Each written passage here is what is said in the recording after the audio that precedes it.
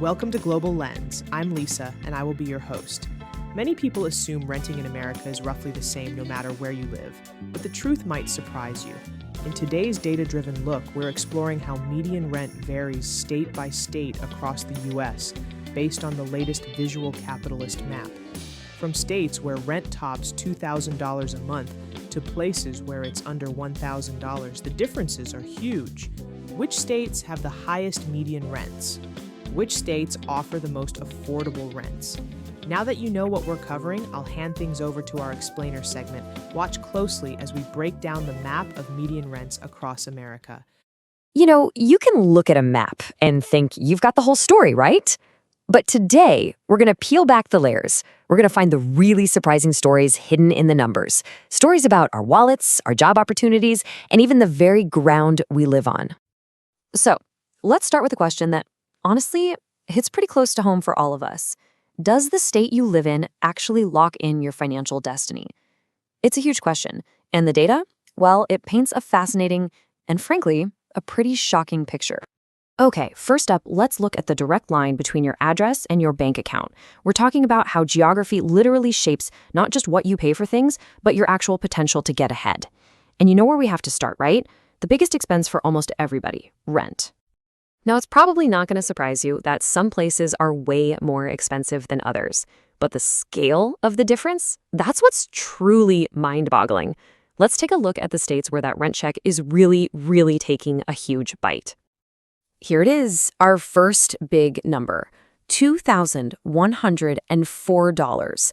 That's the median monthly rent in California. That makes it the most expensive state in the entire country just to keep a roof over your head. And when you look at the whole list of the top 5, a really clear pattern starts to pop out.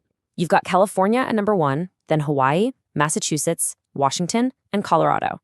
See the trend? It's pretty much all coastal states and major tech hubs. You've got high demand, not a lot of space, and high-paying jobs all pushing these prices through the roof. But now, let's completely flip the map. On the other end of the scale, you have West Virginia, where the median rent is just $883. And North Dakota, Iowa, Arkansas, and Mississippi aren't that far behind. I mean, we're talking about rents that are literally less than half of what people are paying out on the coasts. And look, this isn't just a small gap. It is a massive economic chasm. The difference between renting in California and West Virginia is over $1,200 every single month. That one number shows you this huge economic divide running right through the heart of the country. So you might be thinking, okay, sure, it's expensive on the coasts, but that's where all the action is, right? That's where the opportunity is. But is that really true anymore?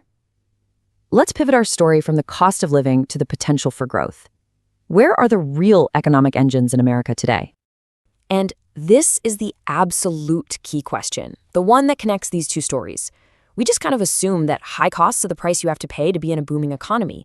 But the data, it tells a totally different story. Okay, get ready for this. 164%. That is the real inflation-adjusted GDP growth in North Dakota over the last 25 years or so. Hey, remember them from our low rent list? This is where our story gets really interesting. Looking at the whole list, you see this is not just some random fluke. North Dakota's incredible growth, its total economic output, was fueled by that massive shale energy boom. But look who's right there with them. Utah, with its Silicon Slopes tech scene, and Idaho, which has become a powerhouse for semiconductors. It's this powerful mix of new energy and new tech hubs, and it's completely reshaping the country's economic map. This chart right here really puts the scale of that change into perspective. North Dakota's economy grew at more than double the national average, which was about 81%. And then you have a state like Louisiana. It's been hit hard by things like hurricanes and major industrial shifts, and it grew at just 23%. 3 totally different American economic stories, all happening at the very same time. So the big takeaway here is that the old economic map we all had in our heads, it's being completely redrawn.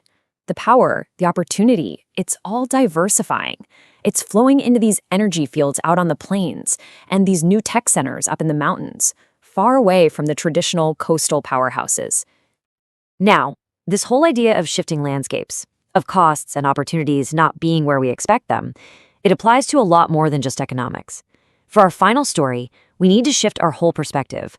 away from the lines drawn by economies to the very lines that define our continents. Yeah, to really get this next part, we have to totally change our point of view. We're zooming out from states and dollars to entire continents and millions of square miles. So get ready for a serious sense of scale. Just take a look at this list. You could take India and Mexico, Spain, Japan, Germany, the UK, Ukraine, Vietnam, and Ireland, and you could fit every single one of them inside the landmass of Australia, and you'd still have room to spare. Now think about this. That's a combined population of over 2 billion people. So that leads us to a really simple but kind of profound question. If Australia is that enormous, why does it only have a population of 27 million people? Why is this gigantic continent so empty? Well, here's the answer. A map shows you the outline, but it doesn't show you the environment. A massive 40% of Australia is harsh, uninhabitable desert. The famous outback. It's just too dry and too extreme for most people to live there. I mean, the difference in population density is just wild. Australia has only about 9 people per square mile, but those 9 countries we could fit inside it, their combined density is 687 people per square mile. So here's the crucial point. A line on a map doesn't tell you if people can actually live there. Okay, so let's tie all 3 of these stories, rent, growth, and geography, all together.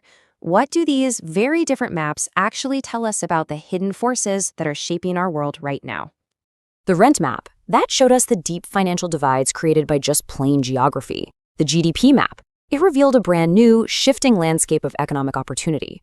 And the map of Australia proved that a country's size isn't the same thing as livable space. So the big idea here is that the maps we think we know can be really misleading. Whether it's the map of our economy or the map of a continent, the real story isn't in the lines on the page.